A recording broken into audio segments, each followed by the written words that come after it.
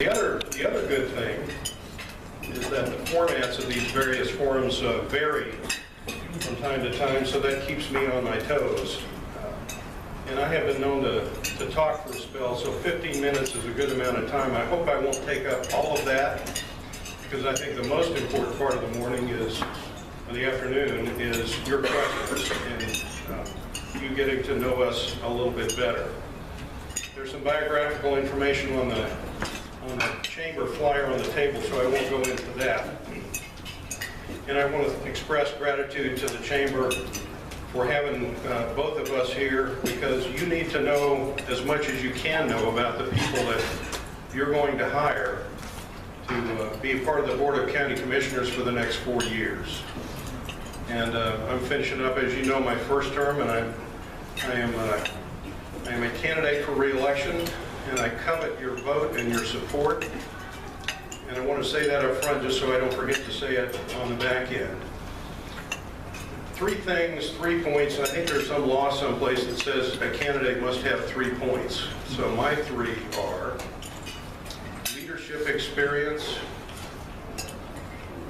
both in the military, the federal government, and in 8 years almost of elected office, first at the port and second at the Board of County Commissioners for the past 8 years. Just about as much time as my wife and I have lived here in Clallam County. And leadership is not just about making headlines in the newspapers.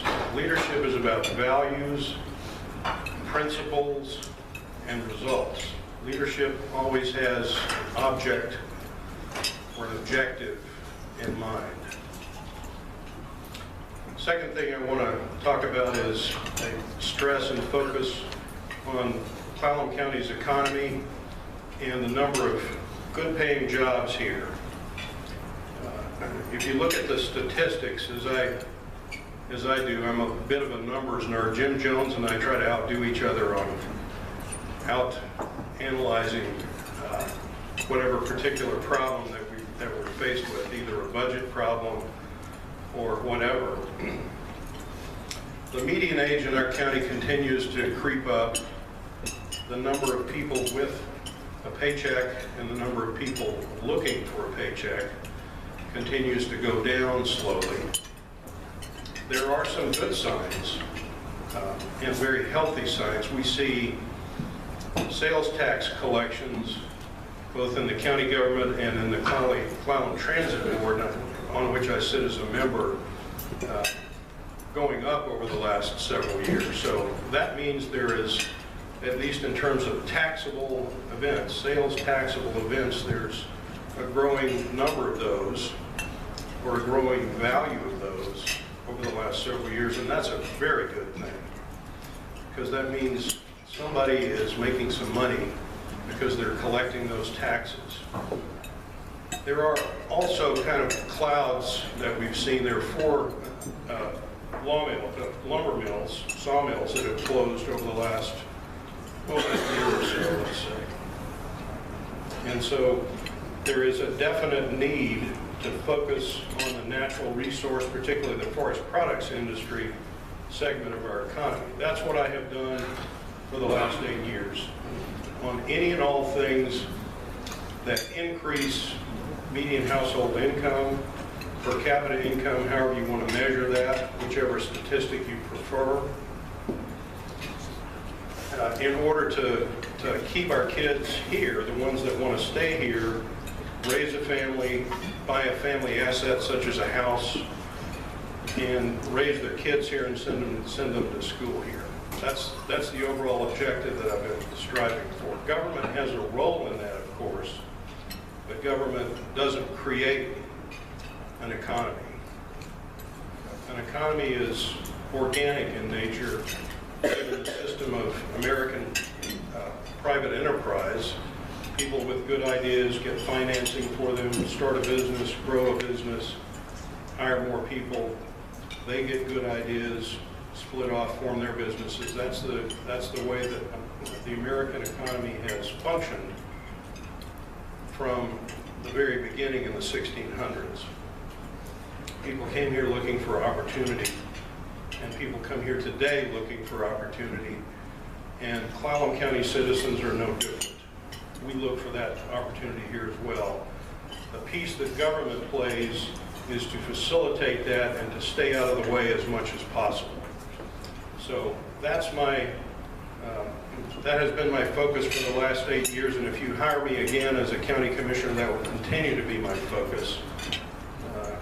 As was mentioned earlier, we just came from a groundbreaking, symbolically so, for their Composite Recycling Technology Center. That's an example of the kinds of things that government can do to help create the infrastructure that the private sector can use to do business on top of and create jobs and create wealth in the community. So that's a central focus of my time so far and will continue to be. The last, and it kind of follows the second, the last point I would make is that I was able to get elected to a statewide policy board, the Board of Natural Resources, which has to do with policies for timber harvest on state-owned lands. Amongst those state-owned lands, there are some 93,000 acres here in Clallam County that are managed by the Department of Natural Resources in trust for the county, and various and sundry junior taxing districts. If you have a property tax levy, and if you're a fire district or a pool district or whatever kind of a district, you get a share in the revenue that comes from harvesting trees on that 93,000 acres. So what I want to do as a member of that board, and not only just for Clallam County, but for all the other 21 counties that have such lands, I want to get the rate of return off of those lands, the rate of economic return, the rate of revenue return off of those lands up as high as it possibly can be on an ongoing basis. You do that by judicious and wise policy, and the result of that is people working in the woods. The industry has changed, and it will continue to change, and there will probably be far fewer people employed in that industry, but they will be employed in high-skill, high-pay jobs, as they are right now. And so that's a good thing for our county. That's one of the great economic assets that Clallam County has amongst others, and we need to maximize the return on that. A lot of private lands, of course, and that's what businesses do. They maximize their rate of return on their assets on an ongoing basis so they can continue in business on into the future. That's what I want to do for Clallam County and the other 20 counties as well. Big task, a lot of controversy. My sense of timing is impeccable because I got on the board just as when the board was starting to consider some very weighty policy decisions that will endure for the next 10 years. Then we can go to sleep after we get those decisions done, and it'll just be boring and routine. But I always seem to jump into the deep end of the pool, and this occasion is no different. So that's my message to you. You and I know each other. I've been here in your midst for the last 8 years, and I certainly do look forward to your questions and trying to be able to answer them in a way that's meaningful to you. Thank you again, Chamber, for your invitation.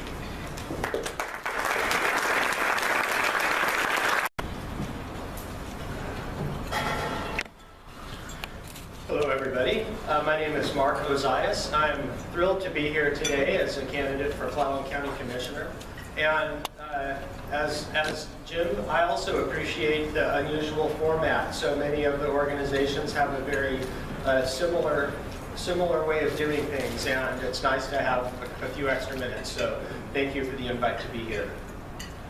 Many of you don't know me, and so I am going to take just my first couple moments here and tell you a little bit about my background, particularly as it applies to this position that I'm seeking.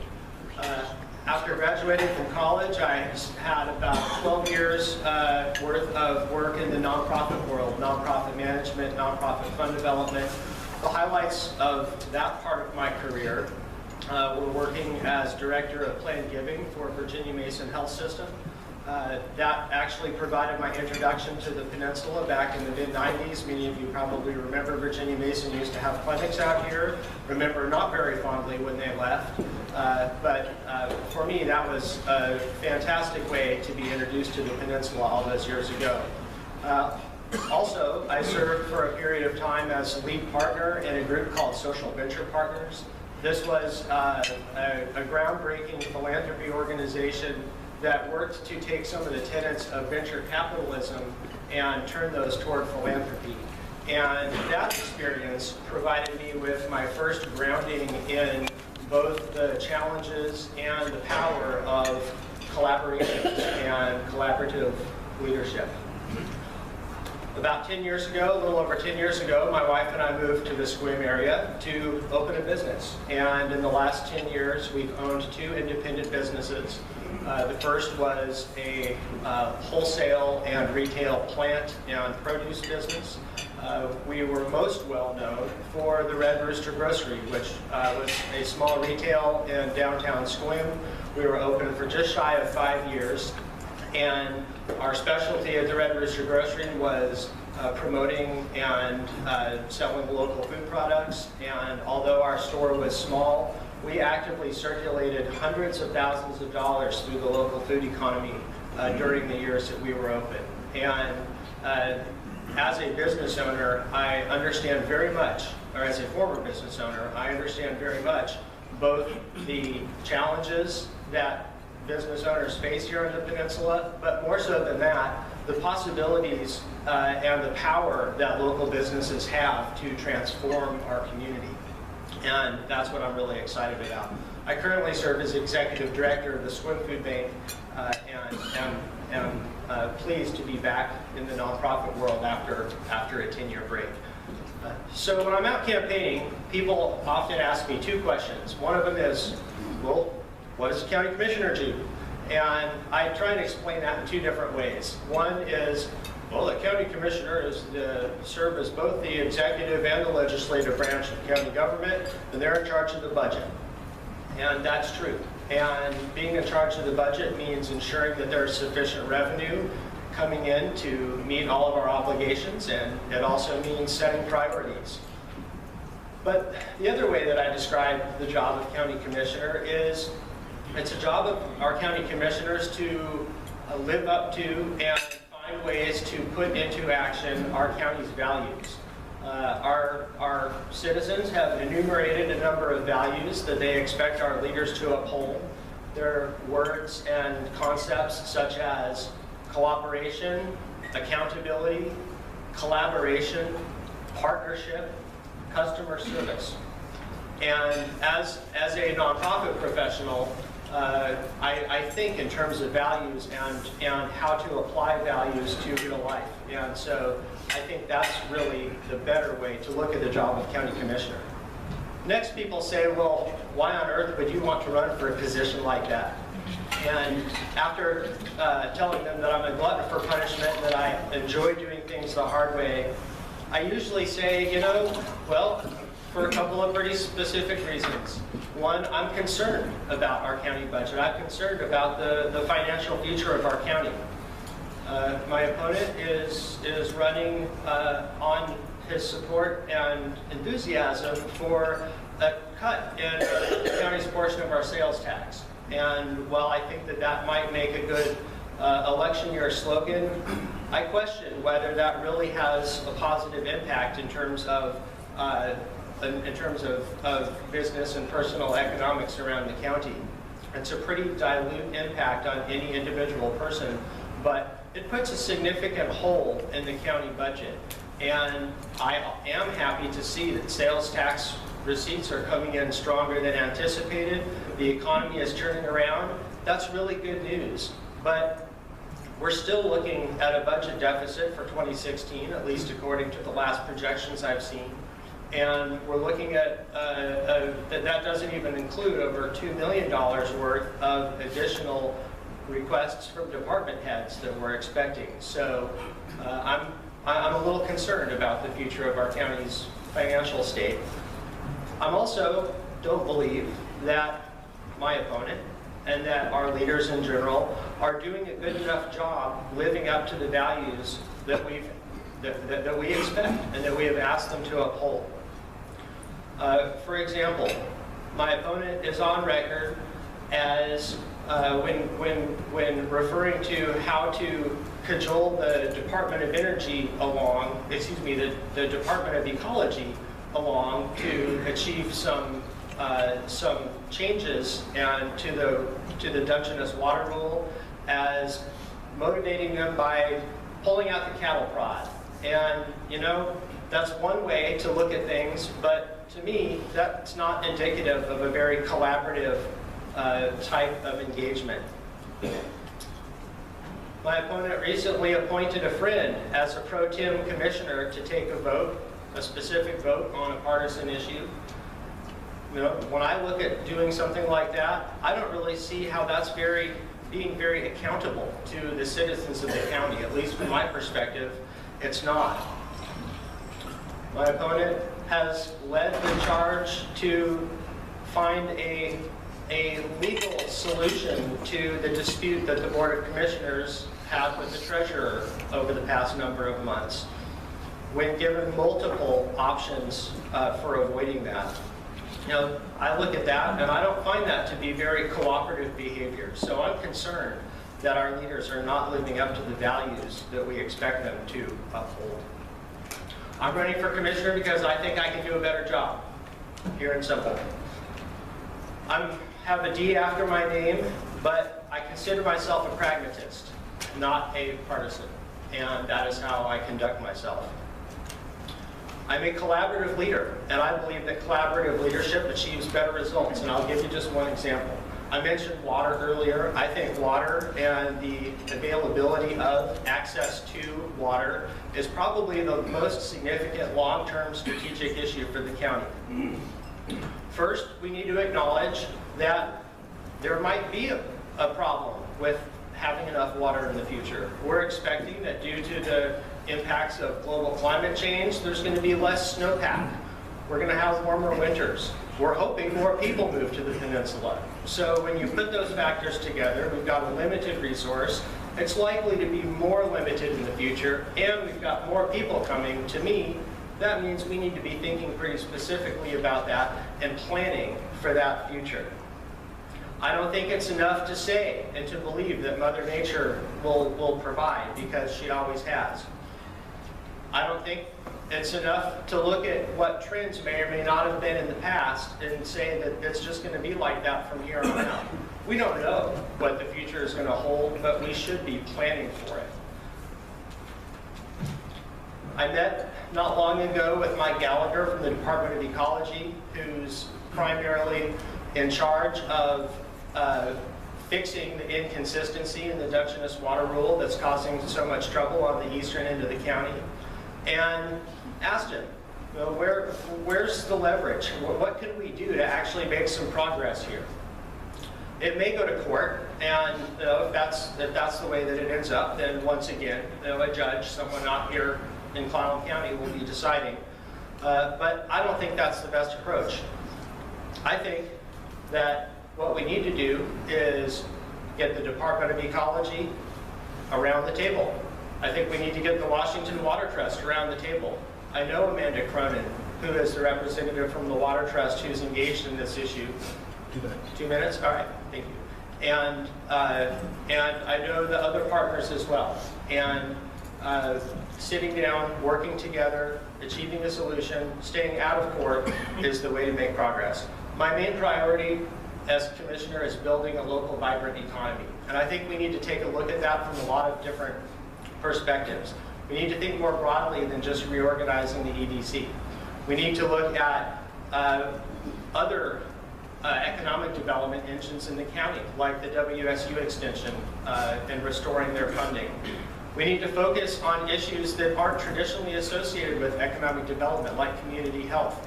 Many of you in your businesses may be struggling with homelessness or drug use or the effects that those have on your employees in your business environment. We need to focus on that. We need to take better advantage of Peninsula College and programs such as the Composites Recycling Technology Center that take advantage of our natural resources. The county's job is not to coordinate the economy, but the county's job is to make sure that all of the players who are engaged in economic development are working from the same page, from the same script, and moving in the same direction. And I very much believe that that is incumbent upon the county to make sure that we're doing everything we can to move in that direction. The most important thing that I'm here to talk about is citizen engagement. All of us are constantly separated from our government. We're discouraged from participating. And I think not only is that a shame, but I think that that achieves worse results. I think that we need to actively reach out to individual citizens, stakeholders, other governmental organizations, nonprofits, all stakeholders, and make sure that they feel they have an active voice, and that when we're talking about a subject that relates to their business, that they're going to have a stake in the outcome and be held accountable for the results. That's how we move forward. I have a history of collaborative leadership. I have a history of successful leadership in the county. Again, I thank you very much for being here, and I very much hope to earn your vote in November. Thank you.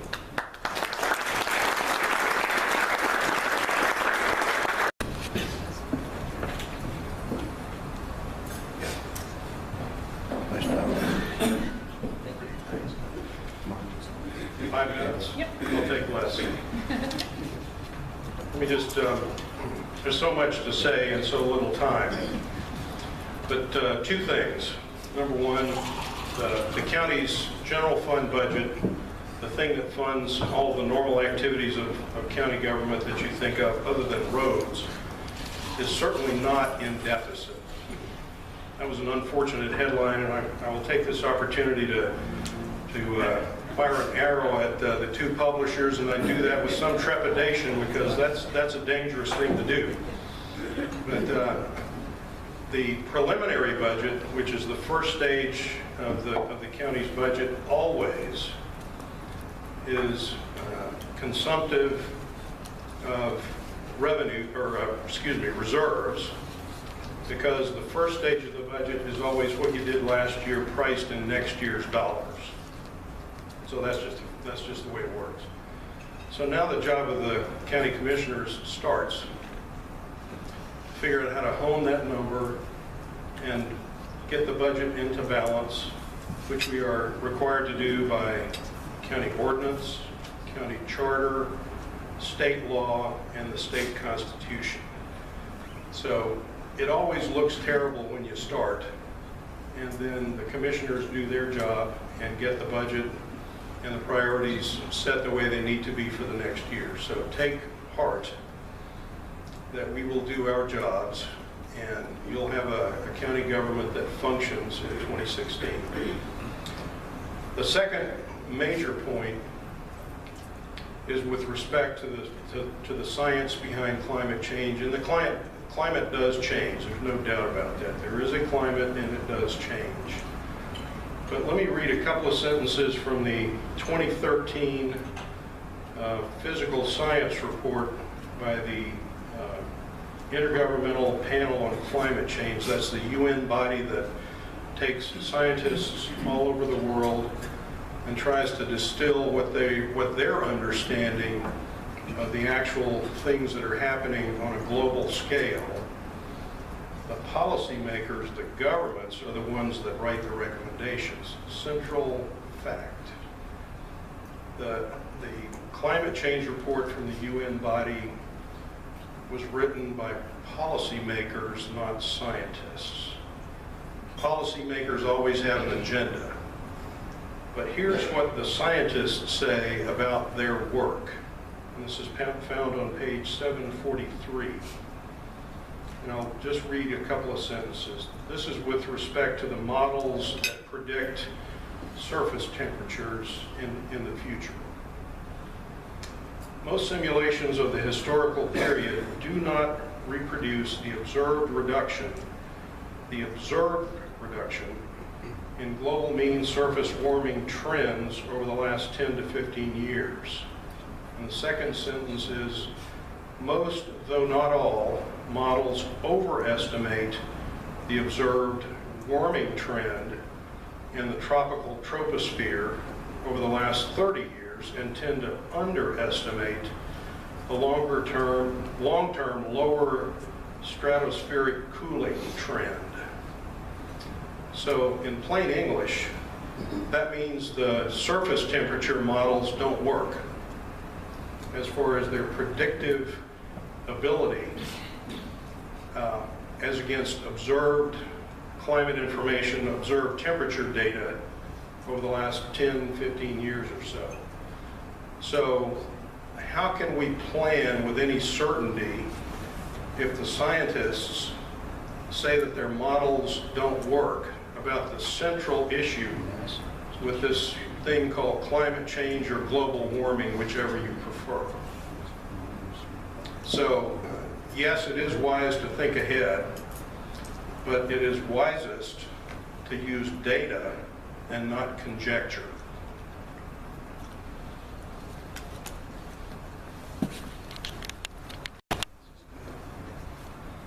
Well, I don't know that I want to spend my whole time having an argument over the legitimacy of global climate change. However, I would say that there's entire villages on the other side of the peninsula that are already trying to figure out how to move themselves farther away from the shore because sea levels are rising. There's shellfish farmers who are wondering what their future holds because the oceans are acidifying. And while nobody thinks that this year's drought is indicative of what's going to happen every year from here on out, most people agree, most scientists agree, that we expect what's coming. And I don't think it's good enough to say that just because we don't know with certainty that it's not our job to do anything. I think it's our job to do our best to prepare for the future that we most expect. What I'd like to do is just briefly talk about leadership. And in his opening remarks, my opponent said, leadership always has an objective in mind. And, that's true. And I would ask all of you to consider here at Clallam County what that objective might be.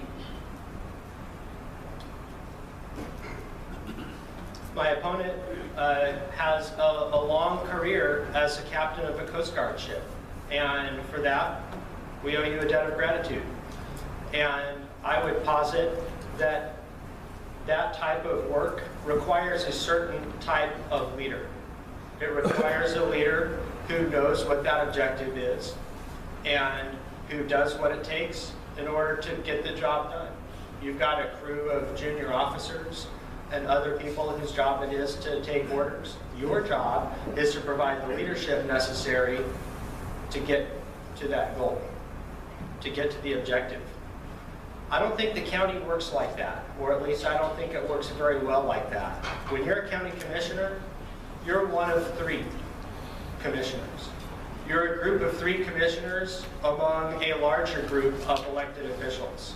You're a county government who has to work with tribal governments, city governments, state government, federal government, other counties, other stakeholders. The objective of leadership, at least from my perspective, when you're a county commissioner, is to work with all of those other partners and all of those other stakeholders to make sure that they know that their voice is going to be heard, to make sure that everybody sitting around the table has a stake in the outcome, to make sure that they are going to be accountable for the solution because they have a stake in it. And I would posit to all of you that that requires a different commitment. That requires a different style of leadership. That requires different priorities. And those are my priorities.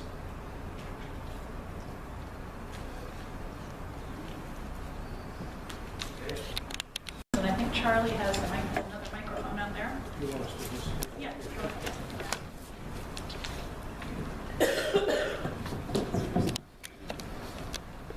Just while Mark's getting up there, I'll fire a question off here because we don't have a lot of time. Both of you have a different view of this 0.02% that was reduced, the tax situation out there in the county. Could you both talk about it a little bit more and enlarge on what your thoughts are and where we might go with this, and also how we can encourage more business to this area that maybe not be coming or may be coming?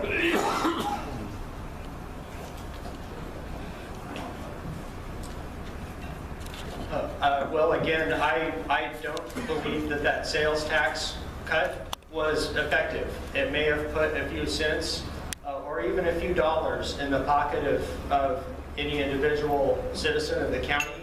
However, it puts a pretty significant hole in the county budget. And the way I look at it is that's not really doing much to stimulate economic activity, but the dollars that are not in the county coffers because of it could have been used to do things that would very much have had the potential to help stimulate economic activity.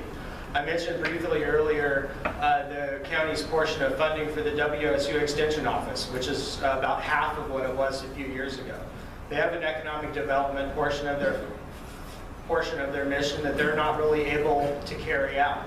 Well, if they were providing coordination, support, assistance to the small agricultural community that is their bailiwick, then they could become a much more significant driver in our economy than they are now.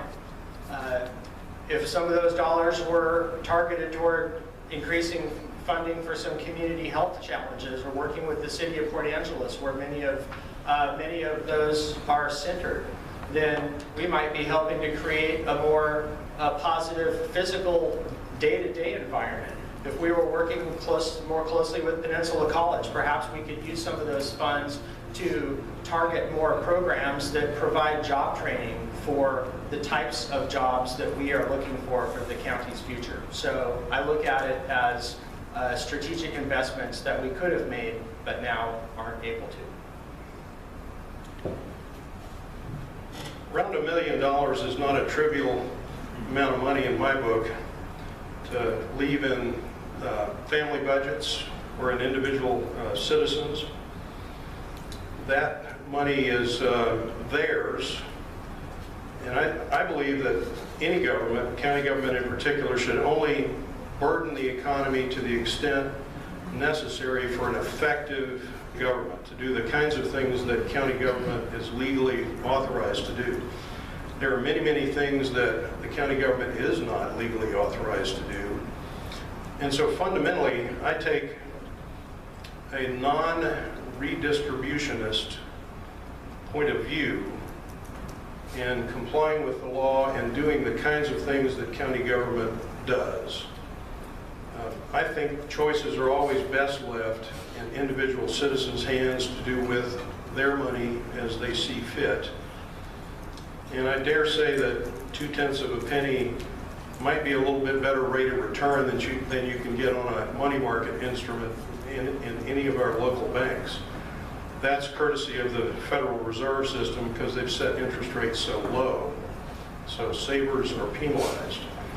But I'm going to be looking as well at the personal property tax levy. I mentioned this in another forum earlier this week, or was it last week? I'm losing track of time. About how we can take the county personal property tax levy, not real property, but personal property, which falls heaviest on the businesses, down to zero. That, of course, doesn't obviate personal property taxes for state schools and other taxing districts and so forth. But if we can target some help to businesses so that their bottom line improves to whatever extent possible, that's a good thing. That's more money left in the hands of a business owner to reinvest or do whatever's best for that person's business. So the focus here is on the necessary job of government, but only that, and leave the choices in the hands of individual citizens. How much time do we have for? Yeah, 3 minutes each. So you're both not just the only ones on the ballot, but we have a pretty significant issue in SWIM that's on the ballot, and that is our school bond. And this school bond is put together to build a new elementary school to replace Helen Heller, which received an F rating in this facilities report, to upgrade our kitchens that have the equipment that may have been around from the Coast Guard before you were there, Jim, and then also to provide more permanent rooms for our students over there as we meet with McCleary in 2008 too. So I'd like to hear from both of you on where you stand on our current school bond.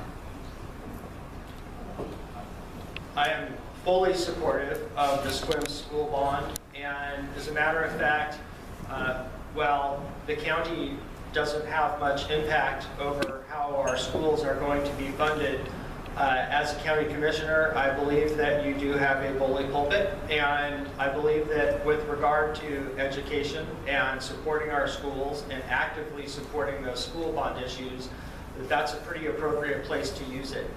Everybody who I've spoken with who owns a business or is engaged in the county economy or is a parent has a vested interest. Everybody in the county has a vested interest in strong schools, and it's not having well-supported schools is actively detrimental to our efforts at the county level and at other levels to bring businesses here. So it is absolutely appropriate to focus on it. It's absolutely appropriate to be vocally supportive, and it's important for county commissioners and others to do everything we can to help the public understand why passing those bond issues is absolutely crucial.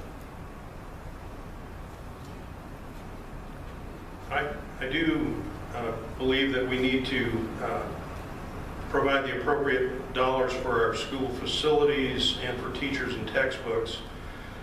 That's beyond question.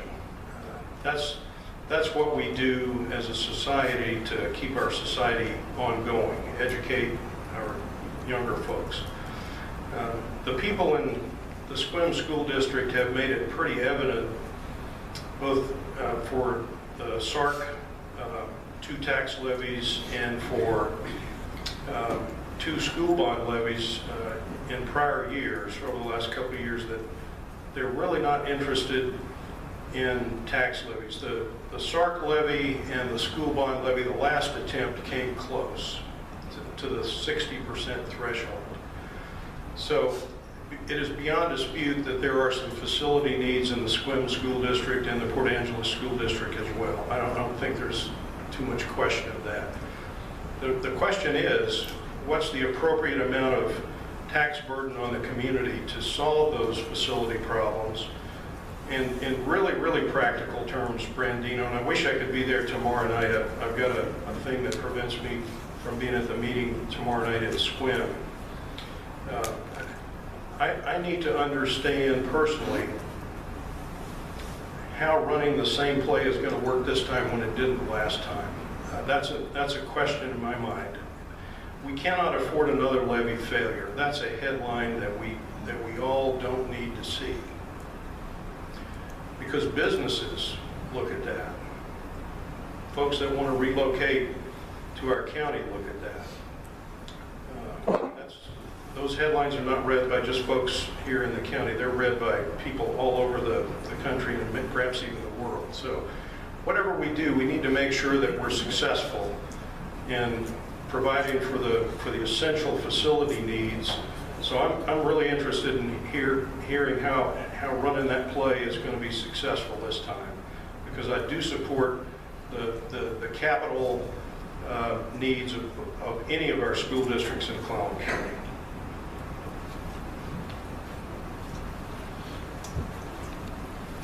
So we're kind of running short on time. We should probably wrap things up, but are you willing to maybe stick around for a few minutes afterwards? Great. Okay, thank you so much. Thank you for being here. Taxable events, there's a growing number of those, or a growing value of those over the last several years, and that's a very good thing, because that means somebody is making some money because they're collecting those taxes. There are also kind of clouds that we've seen. There are 4 lumber mills, sawmills that have closed over the last year or so, let's say. And so there is a definite need to focus on the natural resource, particularly the forest products industry segment of our economy. That's what I have done for the last 8 years. On any and all things that increase median household income, per capita income, however you want to measure that, whichever statistic you prefer, in order to keep our kids here, the ones that want to stay here. The other good thing is that the formats of these various forums vary from time to time, so that keeps me on my toes. And I have been known to talk for a spell, so 15 minutes is a good amount of time. I hope I won't take up all of that, because I think the most important part of the morning is, or the afternoon, is your questions and you getting to know us a little bit better. There's some biographical information on the chamber flyer on the table, so I won't go into that. And I want to express gratitude to the chamber for having both of us here, because you need to know as much as you can know about the people that you're going to hire to be a part of the Board of County Commissioners for the next 4 years. And I'm finishing up, as you know, my first term, and I am a candidate for re-election, and I covet your vote and your support. And I want to say on his economy and the number of good-paying jobs here. If you look at the statistics, as I do, I'm a bit of a numbers nerd. Jim Jones and I try to outdo each other on analyzing whatever particular problem that we're faced with, either a budget problem or whatever. The median age in our county continues to creep up. The number of people with a paycheck and the number of people looking for a paycheck continues to go down slowly. There are some good signs and very healthy signs. We see sales tax collections both in the county government and in the Clallam Transit Board, on which I sit as a member, going up over the last several years. So that means there is, at least in terms of taxable events, sales, that up front just so I don't forget to say it on the back end. 3 things, 3 points. I think there's some law someplace that says a candidate must have 3 points. So my 3 are leadership experience, both in the military, the federal government, and in 8 years almost of elected office, first at the port and second at the Board of County Commissioners for the past 8 years. Just about as much time as my wife and I have lived here in Clallam County. And leadership is not just about making headlines in the newspapers. Leadership is about values, principles, and results. Leadership always has an object or an objective in mind. Second thing I want to talk about is a stress and focus on Clallam Kids a family, buy a family asset such as a house, and raise their kids here and send them to school here. That's the overall objective that I've been striving for. Government has a role in that, of course, but government doesn't create an economy.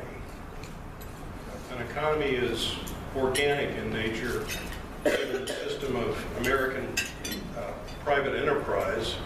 People with good ideas get financing for them, start a business, grow a business, hire more people, They get good ideas, split off, form their businesses. That's the way that the American economy has functioned from the very beginning in the 1600s. People came here looking for opportunity, and people come here today looking for opportunity. And Clallam County citizens are no different. We look for that opportunity here as well. The piece that government plays